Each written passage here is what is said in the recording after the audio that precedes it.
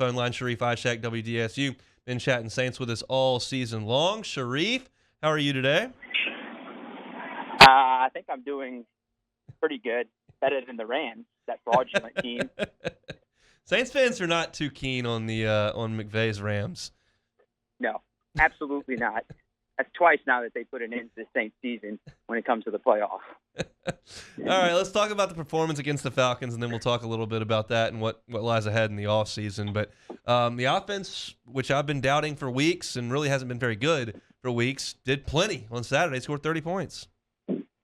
Yeah, I mean, they had an opportunity to put up even more than 30 points, honestly. The Falcons looked like they were just reeling against Trevor and Taysom. I mean, they were doing whatever they wanted. Taysom looked really good up until the injury.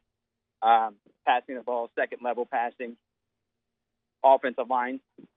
Imagine that looked good whenever you have your all-pro tackle back in the game for the first time in 7 games. So I thought they did really well, man. I mean, best they could do. I mean, it's crazy that they played their best offensive game at the end of the season.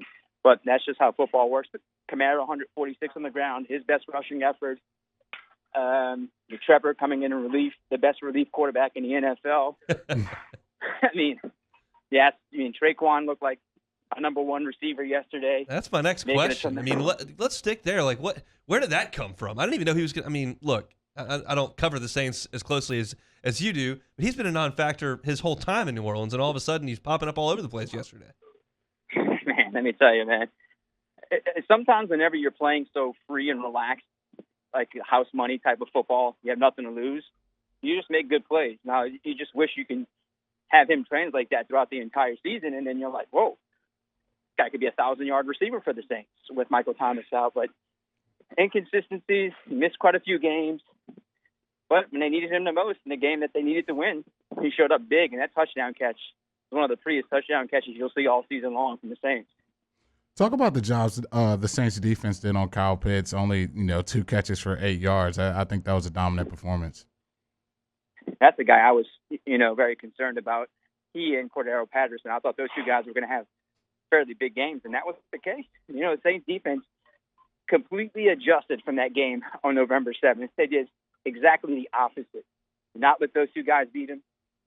Got to Matt Ryan with 4-man fronts, drop back 7 in coverage to make sure he didn't get beat.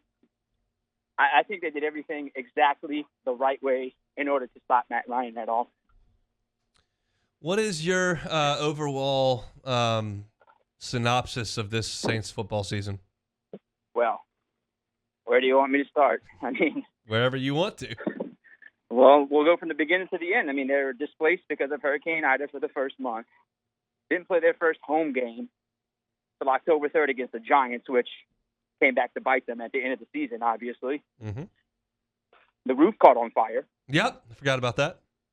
COVID, coaches and players, 58 different starters in an NFL record, 4 different starting quarterbacks, $111 million wiped off the cap this past offseason. I mean, injured key players. And to get to 9-8 and have a chance to get into the postseason, Sean Payton did a Coach of the Year type of job. I mean, you can't ask much more from Sean, Dennis Allen, and the rest of that staff after everything that happened. I mean, if any other team goes through that, lose a Hall of Fame quarterback, I guarantee you they're not going to win 9 games, sweep the Bucs, and destroy the Packers. No way you can think that would ever happen. So, but I still think there was a game or two, man. Game or two that they should have won. The Giants and Falcons at home. They have a kicker. Maybe they beat Tennessee and Nashville, and you're talking about an 11-12 win team, and who knows where they'll be next week. They may be playing for the NFC South. They may be a 2 seed, a 3 seed. But that's just the NFL. I mean, Jeremy can tell you as good as anyone else. The NFL is weird. No one thought the Saints would go 3-0 against the Packers and Bucs, but lose games to the Giants and Falcons at home and only go 2-5 in the Dome. It was just a wild season, man. For them to even be in that final week to get into the playoffs, it's just unreal. You mentioned Dennis Allen. He'll certainly get interviews, and I think if he's offered a job, he would certainly take a head football job in the NFL. So those aren't my questions. It's, do you think that he will get offered a job? I do think the team should be smart enough to offer him a job, but personally, I don't think he wants to leave. I think he likes being with Sean Payton in New Orleans. having these players. Man, listen, he was a head coach once. It didn't work out well. I understand maybe you could do better the second time around because you probably learned from the first time. I just don't see him leaving. I really think he's comfortable. I think he likes the personnel. Being with Sean, a great owner, and Gail Benson, you're in New Orleans where you're going to always compete. Will he have that itch? Maybe. But maybe he becomes a head coach when Sean Payton eventually steps down. Sean maybe runs, through the end of his contract in 2026, and maybe Dennis is the next guy to take over for him. I just don't see him leaving for another team. I really think he likes it here in New Orleans. I really think he likes the players. I think he's really built a machine with this defense over the last few years. I think he'll get called, but in my personal opinion, I think he doesn't leave. I think he stays in New Orleans. How much credit does he deserve for the defensive product they put out on the field?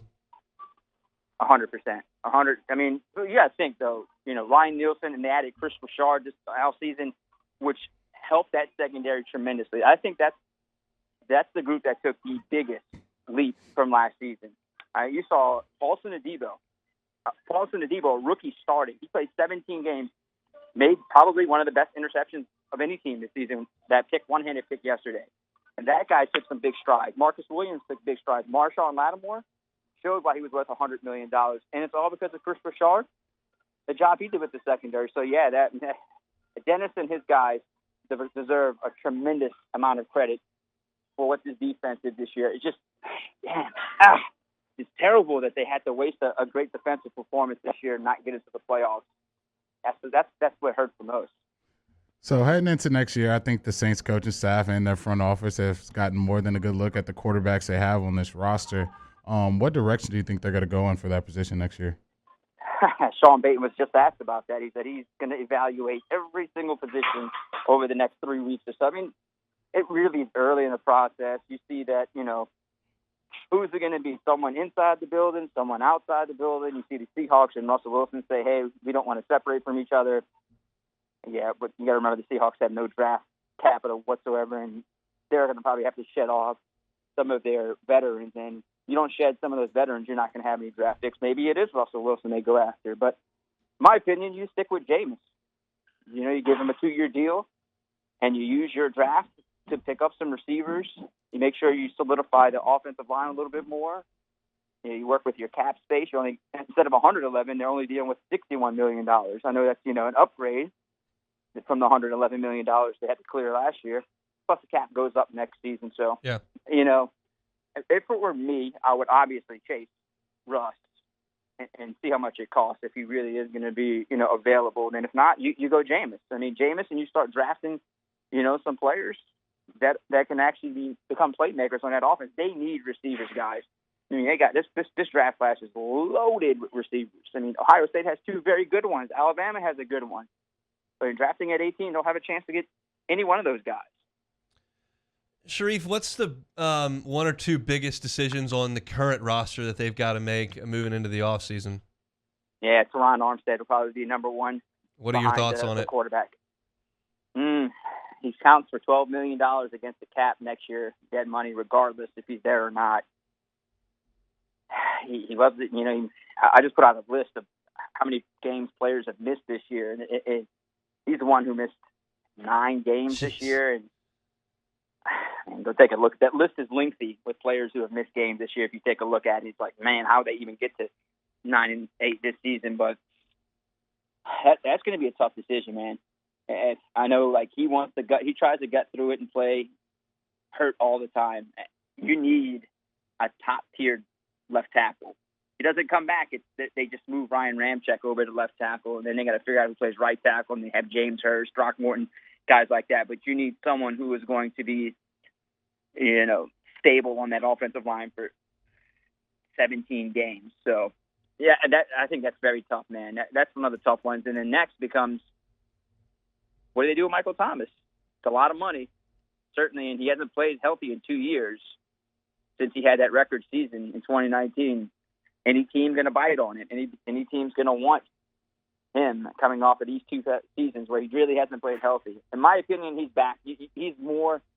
You need him more than you don't need him at this point. You need to have that top-tier receiver and a veteran. So I think he comes back. I mean, it's be hard to move him, man. It really will be hard to move him. They need him to be on the team next season more than not having him on the team. Who you got tonight? Georgia, Bama. Man, I don't ever go against Nick Saban, dude. And Nick Saban has time and time again showed you, like, if he's an underdog, he's going to win the game. So I'll go Alabama by 6. All right, I'm still deciding if I'm going to watch or not, quite honestly. Don't be that way, huh? I didn't watch the Clemson game a couple years ago, and Bama got beat by 1,000,000, so that may be good luck. It doesn't bring me any joy to watch Alabama win championships. I don't like doing that. It's a sore spot in my life, and it's avoidable. So we'll see what I decide to do. Hey, man, the only thing I remember is the LSU men and women's basketball team are just on fire, baby. We like that. Boot up. Sharief, thank you so much. Thanks so much for watching Hunt Hill on YouTube. Now do us a favor. Hit the red subscribe button below and throw us a like. We'll see you next time.